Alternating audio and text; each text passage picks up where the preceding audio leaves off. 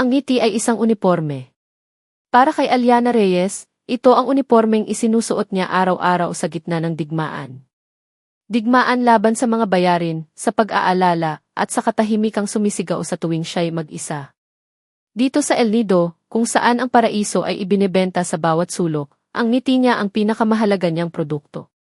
Welcome to El Nido, the last frontier of the Philippines. Bati niya sa isang grupo ng mga turistang Koreano. Itinaas ang kanyang maliit na bandila na may nakasulat na alias Amazing Tours. Ang boses niya ay masigla, parang alon na humahalik sa dalampasigan, paulit-ulit, hindi napapagod, laging naroon. Mumiti sila pabalik, kinukuhanan siya ng litrato, kasama ang turkesang dagat sa kanyang likuran. Mumiti siya ng mas matamis. Isa itong sining, ang pagngiti kahit nabibiyak ang puso mo sa loob. Ang ingay ng daungan ay isang pamilyar na musika sa kanyang tainga. Ang sigawan ng mga bangkero, ang alok ng mga nagtitinda ng perlas, ang tawanan ng mga batang naliligo sa mababaw na bahagi ng tubig, at ang ugong ng mga tricycle na nag-aagawan ng pasahero. Dito, ang buhay ay mabilis, makulay, at puno ng pag-asa, o iyon ang gusto niyang paniwalaan.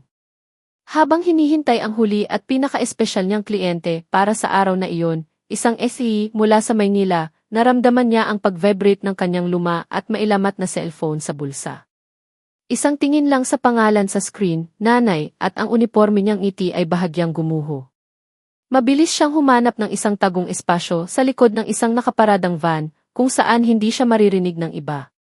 Ang kanyang likod ay nakaharap sa paraiso, ang kanyang puso ay nakaharap sa realidad. Nay! Kumusta? Pabulong niyang tanong, ang bawat salita ay may bigat. Sa kabilang linya, ang buntong hininga ng kanyang ina ay sapat ng sagot. Ganoon pa rin, anak. Sinumpong na naman ang ubo kagabi. Hirap na naman siyang huminga. Napapikit si Aliana ng mariin. Ang makulay na tanawin ng El Nido ay biglang naglaho at napalitan ng imahe ng kanyang nakababatang kapatid na si Elia, maputla, nakahiga sa kama, ang dibdib ay hirap na gumagalaw sa bawat paghinga. Si Elia, ang kanyang araw at buwan, ang dahilan ng bawat ngiti at bawat patak ng pawis. Pinainom niyo po ba ng gamot? Yung nireseta ng doktor sa puerto, halos hindi na marinig ang sarili niyang boses. Anak. Pero alam mo naman parang wala ng talab. Kailangan na talaga niya yung operasyon, Alia. Ang boses ng kanyang ina ay basag, puno ng pagsusumamo na hindi nito kailangang sabihin ng diretsyo. Isang malaking bato ang tila bumaraha sa lalamunan ni Aliana. Ang operasyon. Dalawang salita na katumbas ng isang bundok ng pera na wala sila. Alam ko po, Nay. Konting tiis na lang po. Malakas ang kita ngayon, peak season. Nagpapadala po ako mamaya, huwag kayong mag-alala. Pagsisinungaling. Ang kita ay sapat lang sa araw-araw na gastos at sa mga gamot na tila tubig na lang kung bilhin. Mag-iingat ka dyan, anak. Huwag mo pababayaan ang sarili mo.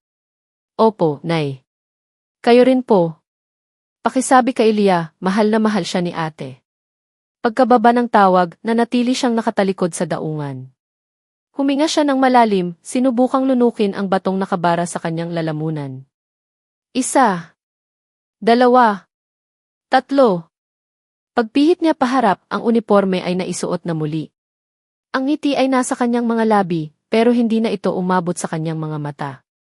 Sakto namang isang makintab at itim na van ang huminto sa kanyang harapan. Bumukas ang pinto at isang pares ng mamahaling leather na sapatos ang unang lumabas. Sumunod ang isang lalaking matangkad, nakasuot ng itim na polo shirt at khaki pants na halatang hindi nababagay sa alinsangan ng Palawan. Nakasuot ito ng itim na salamin at ang kanyang buhok ay perpektong nakaayos. Pero ang pinakapansin-pansin sa lahat ay ang kanyang ekspresyon, isang ekspresyon ng taong napipilitan lang na huminga ng parehong hangin na hinihinga ng lahat. Adrian De Leon, tanong ni Aliana, ang ngiti ay nakapako sa kanyang mukha. Tinanggal ng lalaki ang kanyang salamin, at isang pares ng matatalim at pagod na mga mata ang sumalubong sa kanya. Tiningnan siya nito mula ulo hanggang paa, pagkatapos ay ang maliit niyang bandila. Yes, sagot nito, ang boses ay kasing lamig ng aircon ng van na pinanggalingan nito. You must be the guide. Ako nga po, sir. Aliana Reyes, at your service. Welcome to El Nido, buong sigla niyang sabi. Hindi ito ngumiti. Sa halip, ang tingin nito ay napunta sa kalangitan. It's too humid, reklamo nito, na parang kasalanan ni Alyana ang klima ng Pilipinas. Napalunok si Alyana, pero hindi niya hinayaang mawala ang ngiti niya. Ganyan po talaga dito, sir. Masasanay din po kayo. The heat is part of the experience. Isang sarkastikong tawa ang kumawala sa bibig ni Adrian. Right. Experience. Kinuha nito ang kanyang bag mula sa driver at walang pasabing iniabot ito kay Alyana na bahagya pang nataranta sa pag-abot. Mabigat iyon, puno ng kung anumang importanteng gamit ng isang importanteng doktor mula sa syudad. Habang naglalakad sila patungo sa bangkang maghahatid sa kanila sa pribadong resort, sinubukan ni Alyana na simulan ang kanyang tour guide spiel. Alam niyo po ba, sir, ang pangalang El Nido ay galing sa salitang Espanyol para sa pugad. Ito po ay dahil sa mga pugad ng ibong balinsasayaw na. Miss, puto ni Adrian sa kanya, hindi man lang siya tinitingnan. Let's get one thing straight. I'm not here for history lesson. I'm here because Jinbei Hospital's board thinks need a vacation. Jinbei only goal is to get this over with.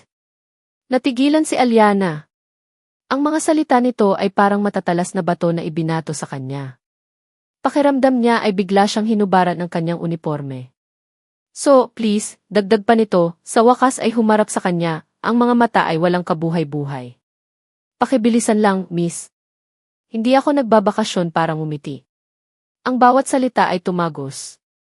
Sa isang iglap, ang antipatikong doktor na ito ay hindi na lang isang kliyente.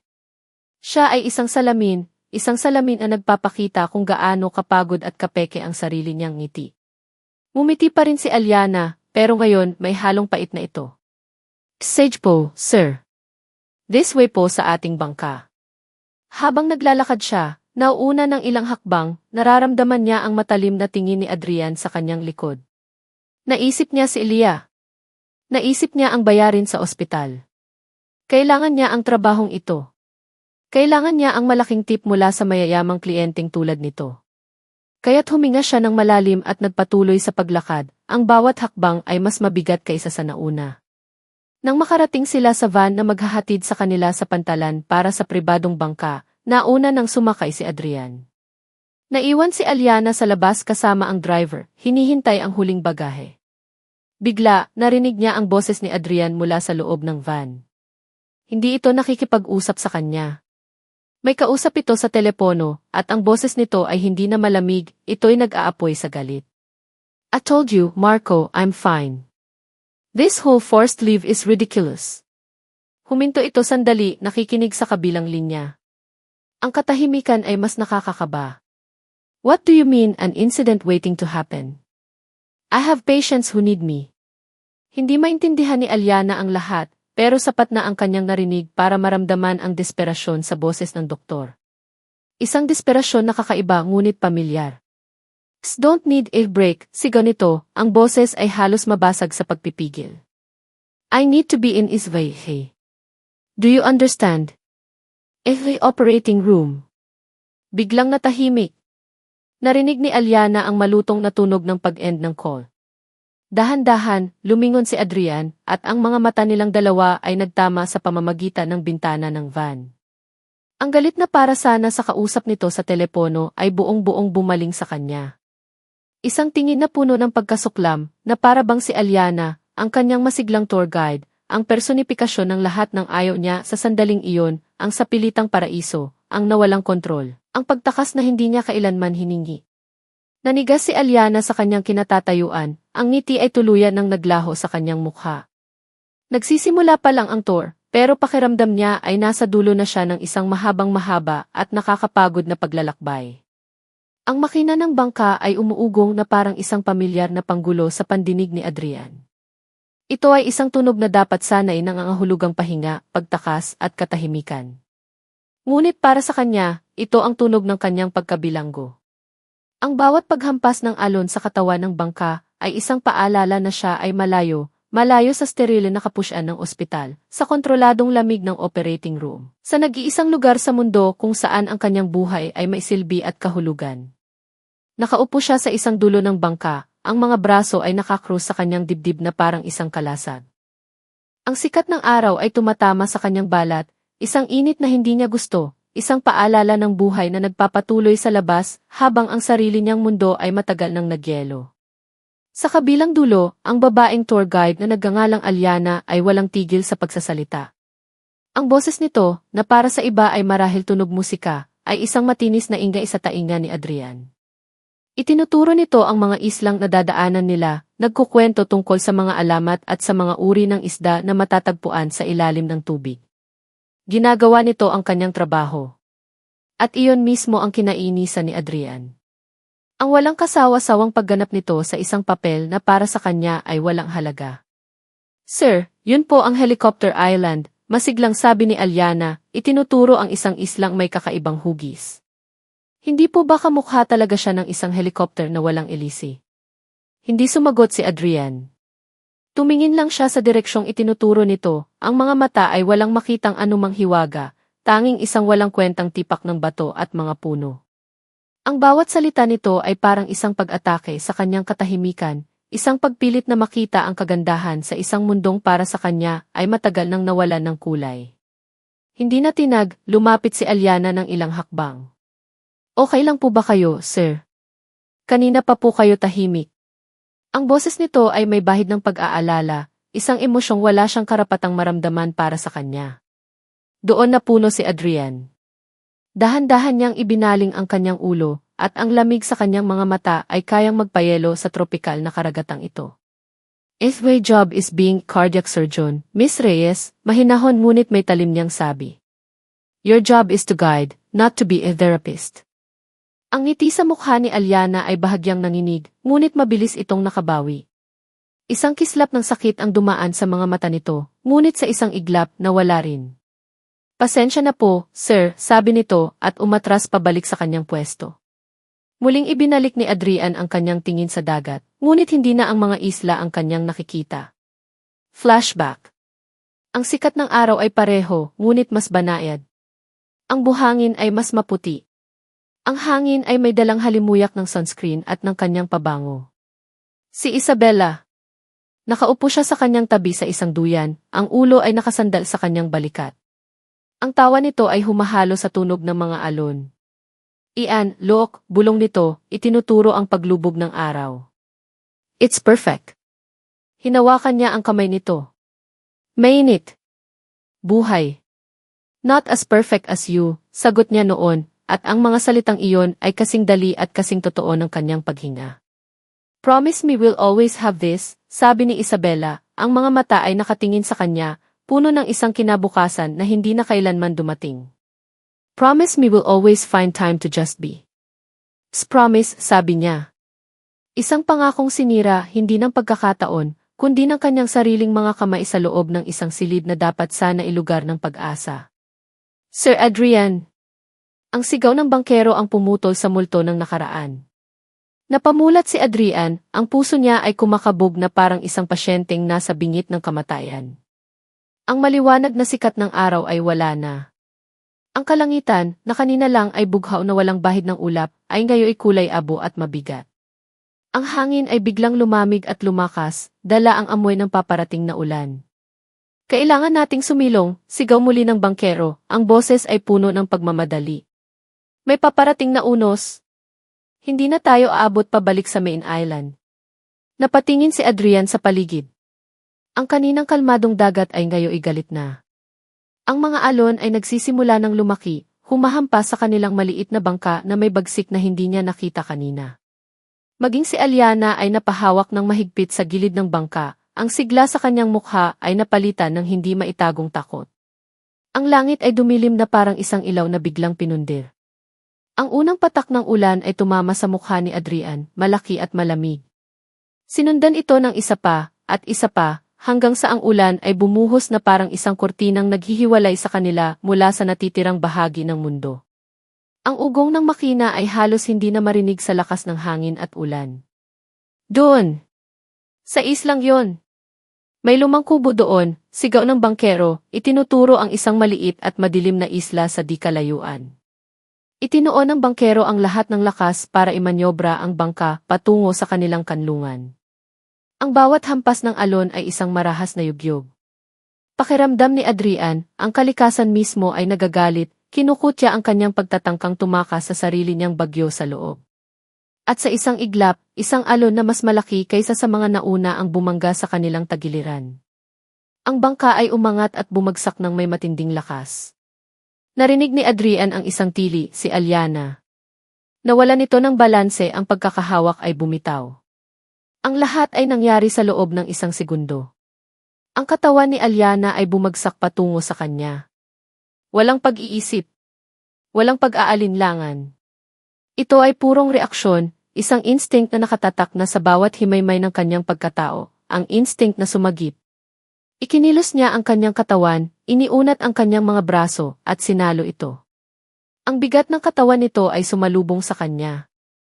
Ang isang kamay niya ay napahawak sa baywang nito, ang isa naman ay sa braso. Ang mukha ni Alyana ay napasubsob sa kanyang dibdib, basa sa ulan at marahil, sa luha. At nang mag-angat ito ng tingin, ang mundo ni Adrian ay biglang huminto. Ang kanilang mga mukha ay ilang pulgada na lang ang pagitan. Ang sigaw ng hangin, ang bagsak ng ulan, ang ugong ng makina, lahat ay biglang naglaho. Ang tanging naririnig niya ay ang malakas na kabog ng kanyang sariling puso. Nakikita niya ang takot sa mga mata nito, ngunit sa ilalim niyon, may iba pa, isang bagay na hindi niya mapangalanan. Nakikita niya ang bawat patak ng ulan na dumadaloy sa pisngi nito, ang panginginig ng mga labi nito. Nakatitig sila sa isa't isa, dalawang estranghero na biglang itinapon ng kalikasan sa bisig ng isa't isa, napapalibutan ng naggangalit na bagyo sa labas at ng kani-kanilang mga bagyo sa loob. Ang yakap ni Adrian ay hindi mainit. Ito ay desperado, isang aksyon na isinilang mula sa pangangailangan, hindi sa kagustuhan. Ngunit para kay Alyana, na ang katawan ay nanginginig sa lamig at takot, ang mga braso nito sa kanyang paligid ay isang biglaang angkla sa gitna ng nagwawalang dagat. Nang maghiwalay sila, kasing bilis ng kanilang pagkakadikit, ang lamig ay bumalik ng may doble-dobleng tindi. Sa pampang, bilis, sigaw ng bangkero. Ilang sandali pa, naramdaman ni Alyana ang pagaspas ng ilalim ng bangka sa buhanginan. Nakadaong na sila. Walang oras para mag-isip. Tumalon siya palabas ng bangka, ang tubig ulan ay hanggang sa kanyang mga binti, at tumakbo kasunod ng bangkero, patungo sa anino ng mga puno ng niyog. Sumunod si Adrian sa likuran nila, ang bawat galaw ay tiyak at walang pag-aalinlangan. Ang kanilang kanlungan ay isang lumang kubo na gawa sa kawayan at nipa, halatang matagal nang hindi nagagamit. Ang ilan sa mga dingding ay may butas, at ang bubong ay may mga sira kung saan tumutulo ang ulan. Ngunit ito ay isang pader laban sa humahagupit na hangin, isang bubong sa ibabaw ng kanilang mga ulo. Ito ay sapat na. Isinara ng bangkero ang pinto na gawa sa manipis na kawayan, at ang ingay ng bagyo ay bahagyang humina, napalitan ng isang mas malapit at mas nakakabinging katahimikan sa loob. Maghahanap lang ako ng mas matibay na maisasara sa pinto at mga bintana, sabi ng bangkero, ang boses ay seryoso. Hindi natin alam kung gaano ito katagal. Dito lang kayo. At lumabas itong muli nilamon ng dilim at ng ulan. Naiwan sila. Si Alyana at si Yuki Adrian de Leon. Dalawa sa isang maliit na espasyo. Basa sila pareho, tumutulo ang tubig mula sa kanilang mga buhok at damit, gumagawa ng maliliit na sanaw sa sahig na lupa. Nanginginig si Alyana, hindi lang dahil sa lamig, kundi dahil sa adrenaline na unti-unti nang nawawala at napapalitan ng pagod. Napayakap siya sa sarili, sinusubukang maghanap ng init. Si Adrian naman ay nakatayo malapit sa dingding, ang postura ay nanatiling matigas. Sinuri nito ang kabuuan ng kubo gamit ang kanyang matalim na tingin na para bang sinusuri ang isang pasyente, hinahanap ang mga kahinaan, ang mga posibleng panganib. Walang emosyon sa kanyang mukha, ngunit may tensyon sa kanyang mga balikat. May signal ba? Tanong nito, ang boses ay garalgal. Kinuha ni Alyana ang kanyang cellphone, mula sa kanyang waterproof na sling bag iisang salita lang ang lumabas sa screen, no service. Umiling siya. Wala po, sir. Isang mahinang mura ang narinig niyang kumawala sa bibig ni Adrian. Napapikit ito ng mariin, isang ugat ang lumitaw sa kanyang sentido. Muli, nakita ni Alyana ang isang siwang sa kanyang malamig na panlabas na anyo, isang siwang na nagpapakita ng isang taong gustong-gusto ng makatakas. Ang katahimikan ay mabigat. Ang tanging maririnig lang ay ang tunog ng ulan sa bubong, ang pagtulo ng tubig sa sahig, at ang kanilang sariling paghinga. Upang labanan ang panunuot na lamig at ang nakakailang nakatahimikan, nagpasya si Alyana na gumawa ng isang bagay. Magpaparingas po ako ng apoy, sabi niya, mas para sa sarili kaysa para kay Adrian. Sa isang sulok ng kubo, nakakita siya ng mga tuyong kahoy na marahil ay iniwan ng mga mangingisdang minsang sumilong din doon. Kinuha niya ang kanyang lighter mula sa kanyang e-survival kit, na laging laman ng kanyang bag, nanginginig ang kanyang mga kamay habang sinusubukan niyang sindihan ito. 1, 2.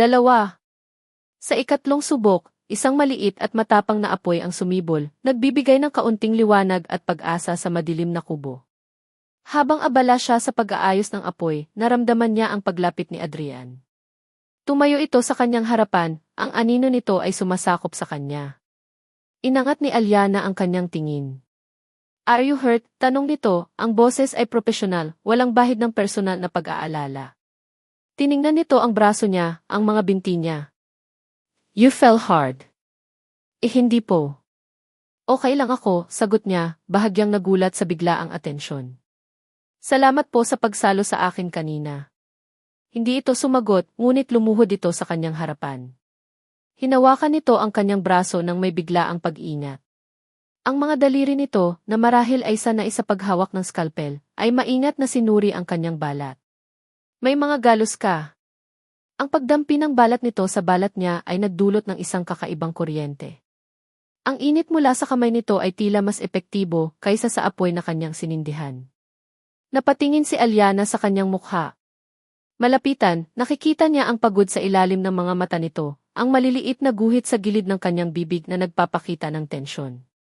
Hindi na siya ang masungit na doktor, sa sandaling ito, isa lang siyang lalaking seryoso sa kanyang ginagawa.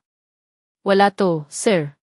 "Sanay na po ako sa galos," sabi niya, sinusubukang bawiin ang kanyang braso, ngunit hindi nito binitawan. "Infection is not something you get used to," Marian nitong sabi. Kinuha nito ang maliit na first aid kit mula sa sarili nitong bag, isang kit na mas kumpleto pa kaysa sa inaasahan niya. Dahan-dahan nitong nilinisan ang kanyang mga galos gamit ang antiseptic wipes. Bawat kilos nito ay kontrolado at mahusay. Nang matapos ito, nag-angat ito ng tingin at nagtama ang kanilang mga mata. Ang apoy ay sumasayaw sa pagitan nila, nagbibigay liwanag sa kanilang mga mukha. Sa isang iglap, nawala ang doktor at ang tour guide. Ang naiwan ay 2 taong magkasama sa gitna ng kawalan. Upang basagin ang katahimikan, inilabas ni Alyana ang laman ng kanyang bag, "May dala po akong pagkain." Inilabas niya ang 2 balot ng skyflakes at isang bote ng tubig. Inabot niya ang isang balot at ang bote kay Adrian. Tiningnan lang nito ang pagkain, pagkatapos ay tumingin sa kanya. "Hindi ako gutom." "Kailangan niyo pong kumain," pilit niya. "Hindi natin alam kung hanggang kailan tayo dito." Nagtagal ng ilang segundo bago nito kinuha ang inaalok niya. Dahan-dahan, binuksan nito ang biskwit at kumagat. Kumain sila sa katahimikan, ang tunog lang ng pagnguya at ng bagyo sa labas ang maririnig. Ang pagod ay unti-unti nang dumadapo kay Alyana. Ang tensyon ng buong araw, ang pag-aalala para kay Lia, ang takot sa bagyo, lahat ay bumabagsak sa kanya. Sumandal siya sa dingding na kawayan at ipinikit ang kanyang mga mata. Hindi niya namalayan na ang kanyang ulo ay unti-unting dumulas hanggang sa maramdaman niya ang isang matigas ngunit matatag na bagay, ang balikat ni Adrian. Naramdaman niya ang paninigas ng katawan nito. Inaasahan niyang itutulak siya nito palayo, ngunit hindi. Nanatili itong hindi gumagalaw, hinahayaan siyang manatili doon. At sa init na nagmumula sa katawan nito at sa hipnotikong tunog ng ulan, dinalaw siya ng antok. Sa pagitan ng pagiging gising at tulog, bumalik ang imahe ni Elia sa kanyang isipan. Ang hirap nitong paghinga, ang maputla nitong mukha. Isang luha ang pumatak mula sa kanyang mga mata, sinundan ng isa pa. Hindi niya namalayan na ang mga salitang kanina pa niya kinikimkim ay kumawala sa kanyang mga labi sa isang halos hindi marinig na bulong. "Lia, patawad." Hindi niya alam kung narinig ba ito ni Adrian. Hindi niya alam na sa sandaling iyon, ang lalaking katabi niya, ang lalaking may sariling bagyo sa loob, ay nakatingin sa kanya, ang malamig nitong ekspresyon ay napalitan ng isang bagay na hindi pa niya naipakita sa kanya kailanman. Isang bakas ng pagkalito at, marahil, ng pagkamausisa. Nagising si Adrian sa isang pamilyar, ngunit ngayong ay kakaibang bigat sa kanyang balikat. Hindi ito ang bigat ng mundo, o ng responsibilidad, o ng kalungkutang matagal na niyang pinapasan. Ito ay isang literal na bigat. Mainit. Humihinga. Dahan-dahan niyang iminulat ang kanyang mga mata. Ang unang liwanag ng umaga ay sumisilip sa mga siwang ng dingding na kawayan, gumuguhit ng mga gintong linya sa madilim na sahig. Ang bagyo ay tapos na. Ang maririnig na lang ay ang banayad na paghampas ng mga alon sa dalampasigan at ang pagtila ng tubig mula sa mga dahon sa labas. Isang katahimik ang halos sagrado pagkatapos ng kaguluhan kagabi. At sa kanyang balikat, naroon si Alyana. Nakasandal, mahimbing na natutulog. Ang kanyang mukha, na sa unang pagkikita nila ay laging may nakapintang peking sigla, ay ngayoy payapa at walang depensa. May ilang takas na hibla ng buhok na dumadampi sa kanyang pisngi. Ang kanyang paghinga ay malalim at pantay.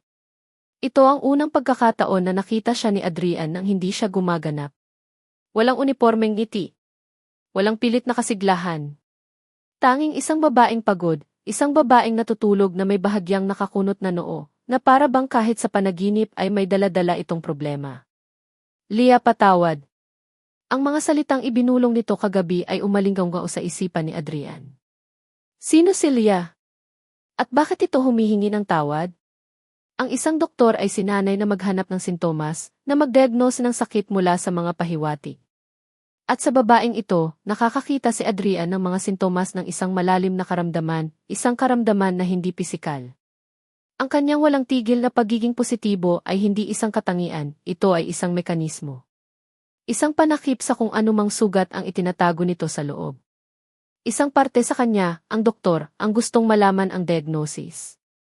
Ang isang parte, ang lalaking matagal nang natutulog sa loob niya, ay nakaramdam ng isang kakatuwang kuryosidad. Dahan-dahang gumalaw si Alyana at nagising. Napakurap-kurap ito, at nang mapagtanto kung saan siya nakasandal, bigla siyang napaayos ng upo. Isang matingkad na pula ang gumuhit sa kanyang mga pisngi. Nako, pasensya na po, sir. Nakatulog ako, sabi niya, hindi makatingin ng diretso kay Adrian. Hindi sumagot si Adrian. Tumayo lang siya at lumabas ng kubo. Ang hangin sa labas ay malinis at sariwa, amoy lupa at amoy dagat. Ang dalampasigan ay puno ng mga basag na sanga at mga dahon na tinangay ng bagyo, ngunit ang langit ay malinaw na at ang araw ay sumisikat na parang isang pangako. Ang dagat ay kalmado na, ang turkesang kulay nito ay nagsisimula ng bumalik. Bumalik ang bangkero, may dalang ilang niyog. Wala pa ring signal, sir, ma'am. At mukhang sira ang makina ng bangka. Kailangan kong ayusin. Baka abutin tayo dito ng isang araw pa. Isang araw pa. Ang mga salitang iyon ay dapat sanang nagdulot ng inis kay Adrian. Ngunit sa halip, isang kakaibang pakiramdam ang kanyang naramdaman. Hindi inis. Hindi galit. Kundi isang uri ng pagtanggap. Para saan pa ang pagmamadali kung ang babalikan niya sa Maynila ay ang parehong mga multo na sinusubukan niyang takasan? Nagpaalam ang bangkero para simulan ang pagkukumpuni at muli naiwan silang dalawa. Maglalakad-lakad muna ako, sabi ni Alyana, na para bang humihingi ng permiso. Tumango lang si Adrian. Nagsimula itong maglakad sa dalampasigan, at sa isang hindi maipaliwanag na dahilan, sumunod si Adrian, may ilang metrong distansya sa pagitan nila. Pinanood niya si Alyana. Pinupulot nito ang mga kakaibang hugis na kabibe na inanod ng alon. Humihinto ito para pagmasdan ang maliliit na alimango na nag-uunahan pabalik sa kanilang mga lungga. May isang simpleng pagkamangha sa bawat kilos nito, isang bagay na matagal nang kinalimutan ni Adrian kung paano maramdaman. Siya, na napapaligiran ng pinakakomplikadong makinarya ng buhay at kamatayan, ay hindi na alam kung paano pahalagahan ang mga simpleng himala. Hindi na niya natiis. Binilisan niya ang kanyang paglakad hanggang sa magpantay sila. Kagabi, panimula niya, ang boses ay mas mahinahon kaysa sa dati. May binanggit kang pangalan habang natutulog ka.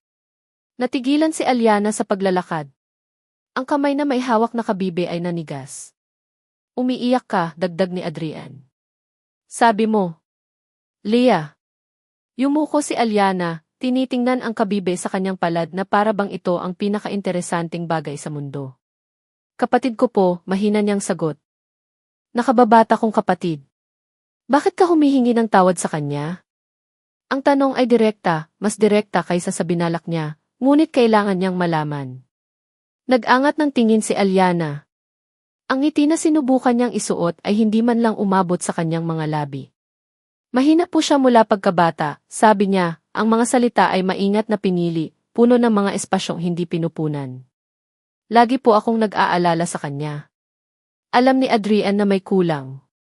Bilang isang doktor, alam niya kapag ang isang pasyente ay hindi sinasabi ang buong katotohanan. Ngunit sa pagkakataong ito, hindi niya pinilit. May isang bagay sa kahinaan sa mga mata nito na pumigil sa kanya. Nagpatuloy sila sa paglalakad sa katahimikan. Ngunit ngayon, ang katahimikan ay iba na. Hindi na ito mabigat sa tensyon, kundi puno ng mga hindi nasasabing tanong. Alam mo, biglang sabi ni Alyana na para bang gustong ibahin ang usapan. Huminto siya at lumingon kay Adrian. Hindi mo naman kailangang isuot yang mamahalin mong sapatos dito. Itinuro nito ang kanyang mga paa. Subukan mong maglakad ng nakayapak. Iba ang pakiramdam. Tinaasan siya ng kilay ni Adrian. Hindi ko gagawin yan. Bakit? Natatakot ka sa buhangin, mapang-asar nitong sabi, at sa unang pagkakataon, nakita ni Adrian ang isang kislap ng tunay na pagbibiro sa mga mata nito. Of course not. It's unhygienic. Doktor ka nga talaga, tumawa si Alyana, isang tawang malinis at totoo.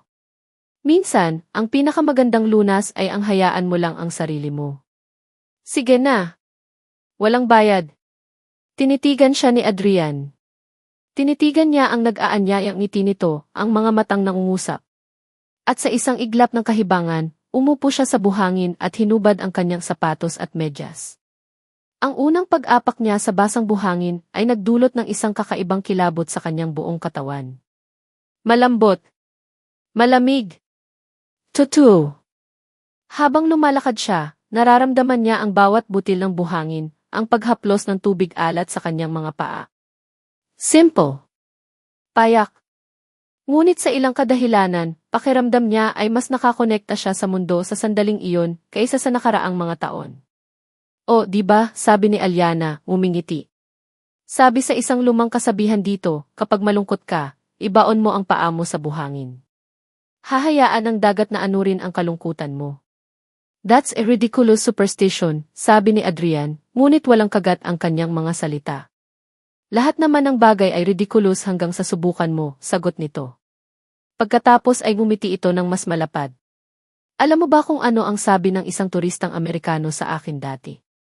Sabi niya, Alia, David do Filipinos use their lips to point at things. Ginaya pa niya, umuso siya ng ganito. At doon, umuso si Alyana, itinuturo ang isang kumpol ng mga bato gamit ang kanyang mga labi sa isang eksaheradong paraan. Ang itsura niya ay nakakatawa, simple at walang kaplastikan.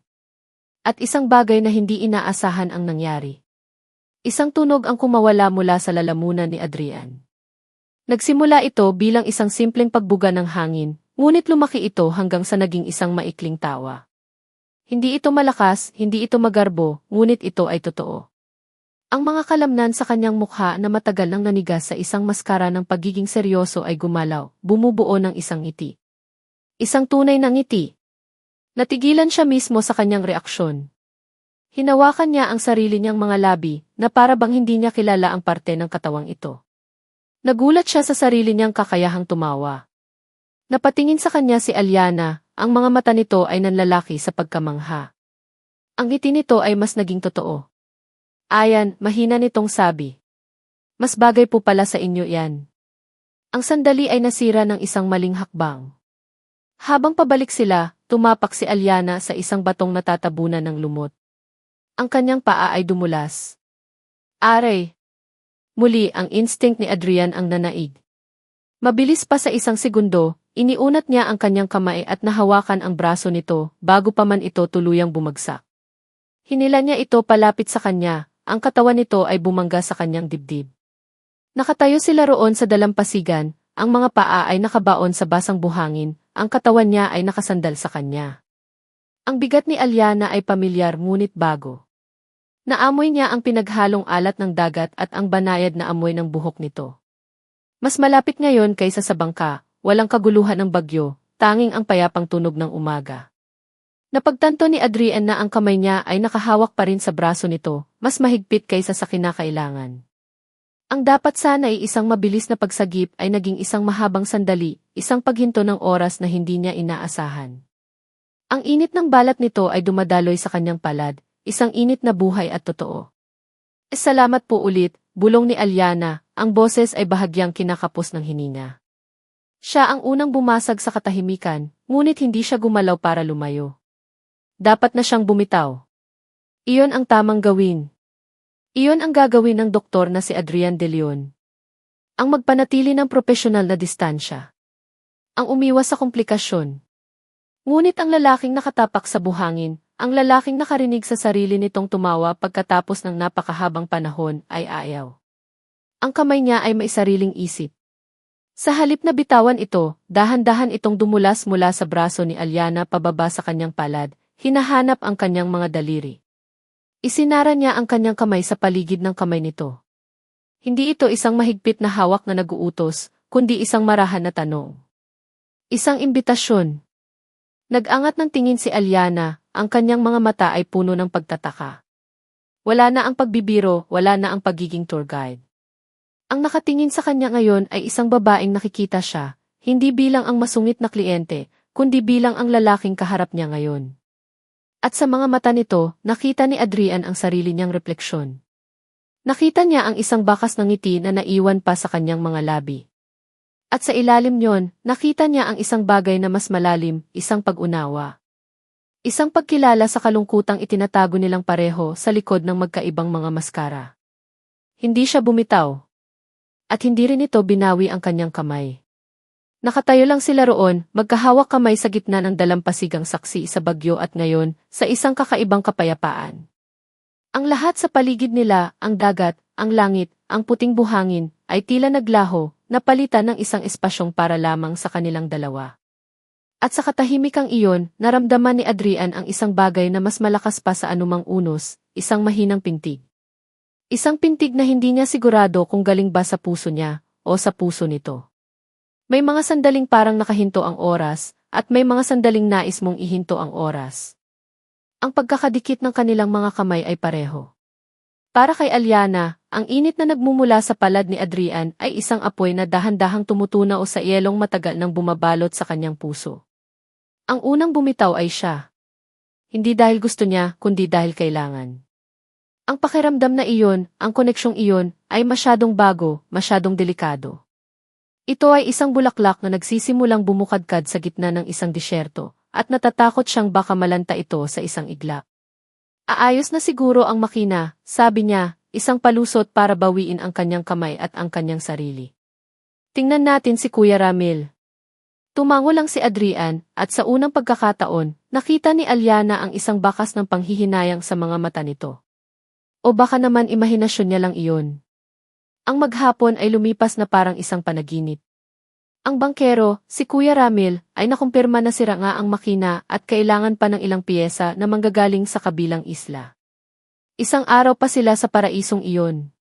Ngunit ngayon, ang salitang stranded ay hindi na tunog problema para kay Alyana, ito'y tunog pagkakataon. Nilibot nila ang kabuuan ng maliit na isla. Si Adrian, na dati walang pakialam, ay ngayon nagtatanong.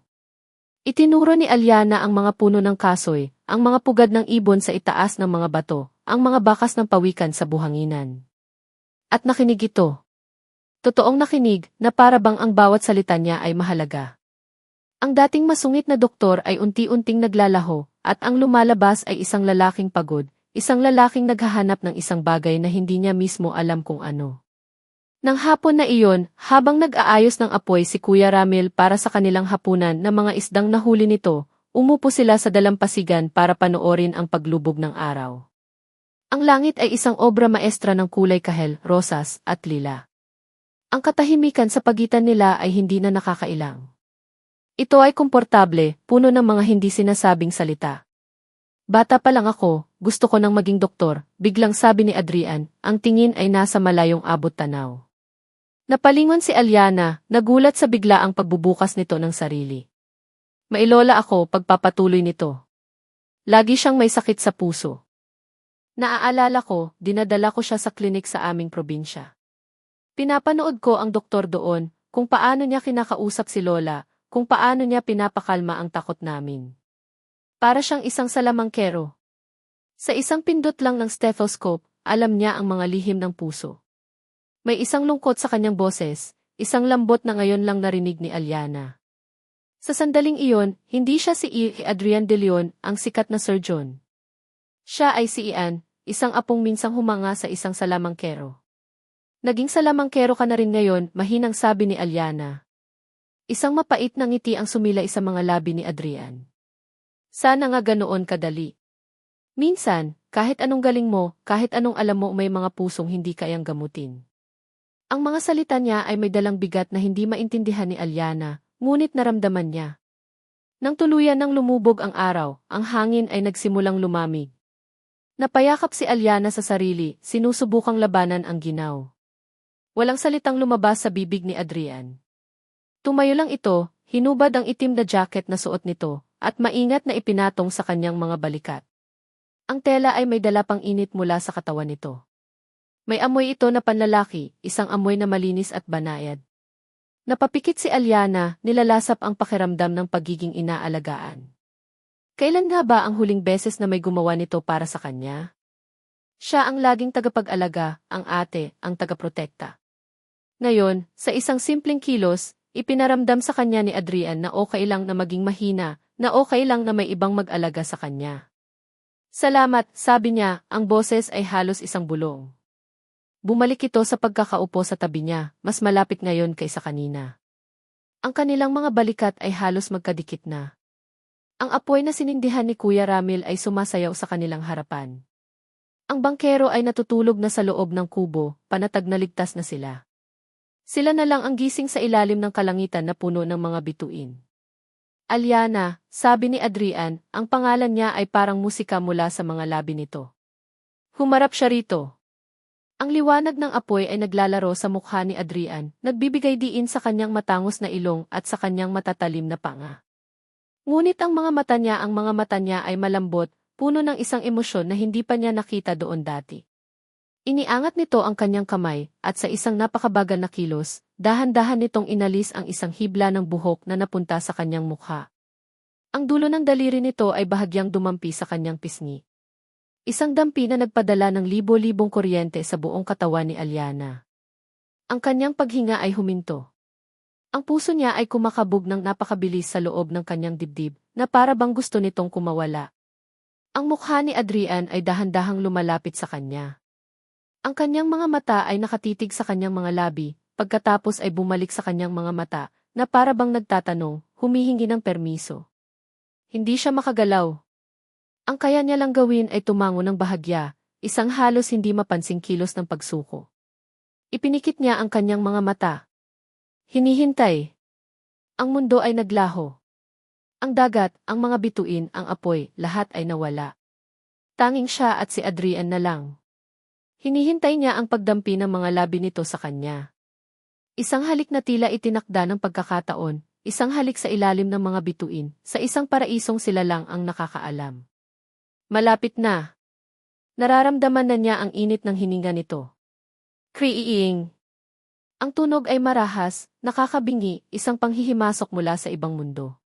Mabilis na napamulat si Alyana, ang puso niya ibiglang bumagsak mula sa alapaap pabalik sa lupa. Ang kanyang cellphone. Nagring ito. May signal na. Nataranta, mabilis niyang kinuha ito mula sa kanyang bag sa screen, ang pangalan ng kanyang ina ay kumikislap. Isang malamig na takot ang biglang gumapang sa kanyang buong katawan. Hindi tumatawag ang nanay niya ng ganitong oras maliban kung. Hello, Nay, sagot niya, ang boses ay nanginginig. Sa kabilang linya, hindi ang karaniwang boses ng kanyang ina ang sumagot. Ito ay isang boses na basag, puno ng sindak, isang boses na kinatatakutan niyang marinig sa buong buhay niya. Alya! Anak! Si Elia, humihikbing sabi ng kanyang ina. Si Elia! Itinakbo namin sa ospital. Ang mundo ni Alyana ay gumuho sa isang salita, ospital. Ang apoy sa kanilang harapan ay biglang nawala ng init. Ang mga bituin sa kalangitan ay nawala ng kislap. Ang jacket ni Adrian sa kanyang mga balikat ay naging isa na lang mabigat na piraso ng tela. Ang sandali, na ilang segundo lang ang nakalipas ay puno ng pangako, at isang hindi pa nangyayaring halik, ay ngayon, isang malayong alaala na nababalutan ng yelo. Ano nang nangyari, Nay? Nanginginig niyang tanong, ang bawat salita ay hirap na lumabas sa kanyang lalamunan. Ang telepono ay nanginginig sa kanyang kamay, o baka kamay niya ang nanginginig. Hindi na niya alam. Bigla na lang siyang hindi makahinga, anak. Nangangatog sa ginao tapos pinagpapawisan ng malapot, humahagulgol na sagot ng kanyang ina, ang bawat salita ay isang saksak sa puso ni Alyana. Alya, natatakot ako. Natatakot ako para sa kapatid mo. Nasaan po kayo? Saang ospital? Dito sa munisipyo. Pero alam mo naman dito, Alya. Sabi nila, wala silang magagawa kundi bigyan siya ng oxygen. Kailangan daw talaga siyang madala sa Maynila. Kailangan na niya ang operasyon. Ang operasyon. Ang mga salitang iyon ulit. Ang bundok na patuloy niyang inaakyat pero hindi niya marating rating ang tuktok. Ang pader na paulit-ulit niyang sinusuntok hanggang sa magdugo ang kanyang mga kamao. Gagawan ko po ng paraan, Nay. Pangako. Tatawag po ako ulit. Pagkababa niya ng telepono, ang lakas na nagpapanatili sa kanyang pagtayo ay biglang naglaho. Napaupo siya sa buhanginan, ang mga tuhod ay hindi na kayang suportahan ang bigat ng kanyang kaluluwa. Ang mga luhang kanina pa niya pinipigilan ay bumuhos na parang isang sirang dam. Hindi na ito mga simpleng luha, ito ay mga hagulgo ng pagkatalo, ng pagod, ng takot. Isang tunog na hayop at desperado. Naramdaman niya ang paggalaw ni Adrian sa kanyang tabi. Alyana? Anong nangyari? Tanong nito, ang boses ay puno ng pag-aalala na totoo at hindi pilit. Sa puntong iyon, wala na siyang pakialam sa kanyang maskara. Wala na siyang pakialam kung ano ang iisipin ng doktor na ito mula sa Maynila. Ang kailangan niya ay isang milagro, at sa harap niya ay isang lalaking marahil ay kayang gumawa noon. Si Elia. Ang kapatid ko, Di. Hikbi niya, ang mga salita ay putol-putol. May sakit siya sa puso, Dossie. Isang pambihirang sakit na sabi ng mga doktor dito ay wala raw silang karanasan. Kailangan niya ng isang komplikado at napakamahal na operasyon pero sumuko na sila. Sabi nila, masyadong delikado. Ang lahat ng kanyang itinatago, ang bigat ng responsibilidad, ang kahihiyan sa kanilang kahirapan, ang walang katapusang pag-aalala, ay bumuhos mula sa kanya. Ikinuwento niya ang mga gabing hindi siya makatulog, ang bawat pisong kanyang tinitipid, ang mga peking iti para lang kumita ng sapat na pera para sa mga gamot na tila panandali ang lunas lang. Akala ko may oras pa ako, sabi niya, nakatingin kay Adrian, ang kanyang mga mata ay desperadong naghahanap ng pag-asa. Pero ngayon baka huli na ang lahat. Nakinig si Adrian ng walang kibo. Ang kanyang mukha ay seryoso, ang kanyang mga mata ay nakatuon sa kanya. Ang lambot na naroon kanina ay napalitan ng isang matinding pokus ng isang doktor na nakikinig sa isang kaso. Sa isang iglap ng desperasyon, kinuha ni Alyana ang kanyang telepono. Binuksan niya ang isang folder na naglalaman ng mga larawan. Mga larawan hindi ng magagandang tanawin sa El Nido, kundi ng mga medical abstract, ng mga resulta ng dalawad-etso, ng mga sulat kamay ng doktor na halos hindi na mabasa. Ito, Dossie. Sabi niya, ang boses ay nanginginig habang iniaabot ang telepono kay Adrian. Ang screen ay nagliliwanag sa madilim na gabi, isang munting bintana patungo sa kanyang pinakamalaking bangungot. Ito yung mga papeles niya. Pinadala sa akin ng doktor sa puerto. Tingnan mo, Dossie. Baka may alam ka. Baka may makita ka na hindi nila nakita. Kinuha ni Adrian ang telepono. Ang kanyang ekspresyon ay kalmado pa rin, propesyonal. Ang kanyang mga mata ay mabilis na sinuri ang mga dokumento sa screen, nag-scroll pababa gamit ang kanyang hinlalaki. Pinanood siya ni Alyana, bawat paghinga niya ay isang panalangin. Ito na iyon. Ito ang kanyang huling baraha. Isang sikat na cardiac surgeon. Baka may kilala siya.